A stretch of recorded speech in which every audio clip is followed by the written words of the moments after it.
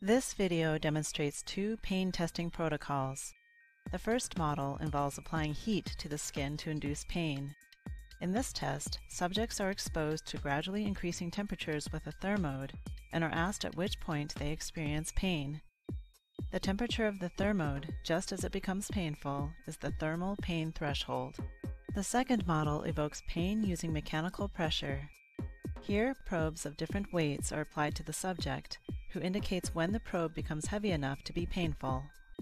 These two pain testing paradigms can independently examine nociceptive processing by the two major peripheral nerve fiber populations that transmit pain: non-myelinated C fibers, which detect burning heat pain, and myelinated A delta fibers, which detect sharp mechanical pain.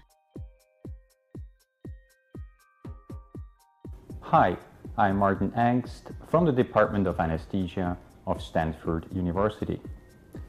In a previous article published in the Journal of Visualized Experiments, we documented the use of microdialysis techniques for the tissue-specific collection of nociceptive and inflammatory biochemicals in human volunteers.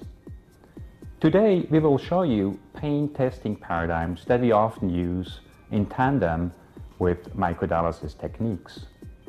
The combined use of pain test paradigms and microdialysis techniques provides the critical link between behavioral and biochemical data that allows us identifying biochemicals responsible for generating